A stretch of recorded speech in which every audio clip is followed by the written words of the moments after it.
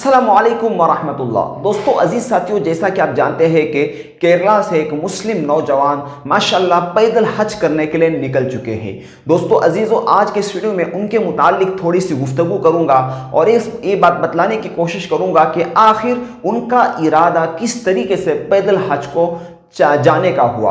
दोस्तों अजीज़ों, आपको बतलाते हुए चले कि दरअसल जो शिहाब नामी शख्स है माशाल्लाह जो पैदल हज के लिए चल रहे हैं, इनका जब ये सऊदी अरब के अंदर काम करते थे तो उसी वक्त इन्होंने इरादा किया था। इनके मुतालिक पता चला है कि सऊदी के अंदर काम करते थे और वहीं पर वो जॉब वगैरह करते थे, लेकिन उसी वक्त उनका इरादा था कि मैं एक दिन इंशाल्लाह पैदल हज करने के लिए आऊँगा। तो इसके ताल्लुक से वो काफ़ी परेशान थे। उन्होंने तकरीबन इस प्रोसेस को पूरा करने के लिए उनका 1 साल चला गया, क्योंकि ऐसा तो नहीं है कि अगर किसी को पैदल हज के लिए जाना है और फौरन वो कल का कल निकल चुका, ऐसा नहीं होता।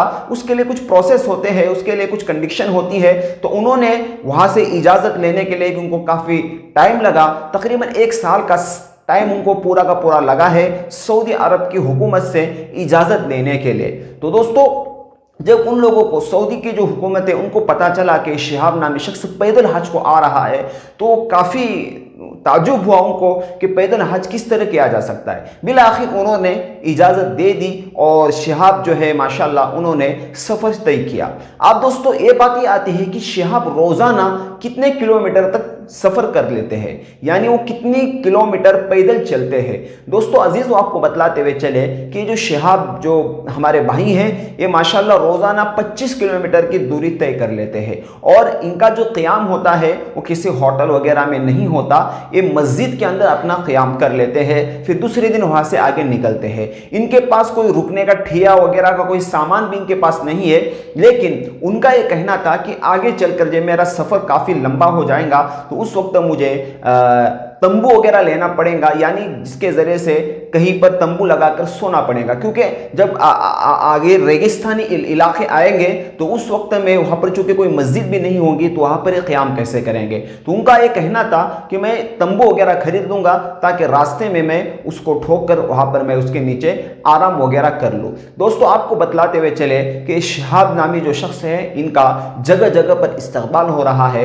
मलियाम के एक सदर है, उन्होंने भी कहा कि इनका हमें इस्तकबाल करना चाहिए क्योंकि अल्लाह के मेहमान हैं और अल्लाह के नबी सल्लल्लाहु अलैहि वसल्लम के शहर जा रहे हैं, इनका हमें पुरजोर इस्तकबाल करना चाहिए, क्योंकि एक ऐसे माहौल में पुरफितन माहौल में हज के लिए निकल चुके हैं। जबकि लोगों का हाल ये है कि नफ्सा नफ्सी का आलम है, लोग जो है यहाँ पर काफ़ी परेशान है। ऐसे हालात के अंदर इनका पैदल हज के लिए निकलना एक बहुत बड़ी मतलब सादत की बात है। अच्छा, आपको ये बतलाते हुए चले कि 21वीं सदी के पहले मुसलमान हैं जो पैदल हज के लिए जा रहे हैं। शिहाब का कहना यह भी था कि उन्होंने पहले ज़माने के जो लोग थे, पहले ज़माने के जो बुजुर्ग थे, उन्होंने किस्से वगैरह सुन रखे थे कि वो पैदल हज को जाया करते थे। लेकिन उनका ये कहना था कि जिन्होंने किस्से बयान किए हैं वो तो दुनिया से जा चुके, अब हम उनसे उनकी बीती हुई ज़िंदगी की कहानी तो नहीं सुन सकते।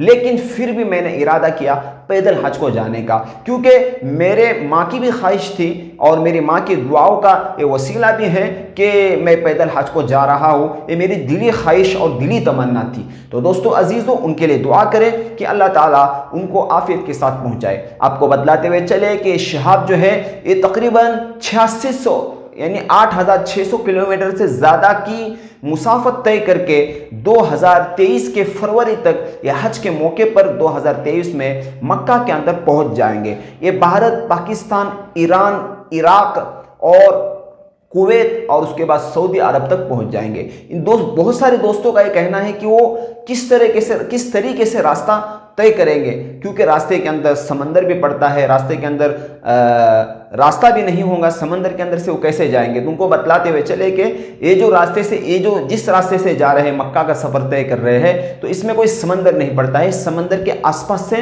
इसका रास्ता बनता है। आप अगर चाहे तो मैप पर देख सकते हैं कि किस रास्ते से जा रहे हैं। तो समंदर के अलावा के रास्ते से गुजर रहे हैं। इनके लिए दुआ करें कि अल्लाह ताला इनको आफियत के साथ अपने मकाम पर पहुँचाए। तो दोस्तों शिहाब भाई के ताल्लुक से छोटी छोटी बातें मैंने आपको बतलाने की कोशिश करी। इंशाल्लाह उनके ताल्लुक से जो भी हमें अपडेट मिलेगा वो आपको बतलाएंगे। तब तक दुआओं में याद रखें, उनके लिए भी खास तौर पर दुआ करें। फिर एक नई वीडियो में आप लोगों से मुलाकात होगी, तब तक अपना ख्याल रखें। अस्सलामु अलैकुम व रहमतुल्लाह।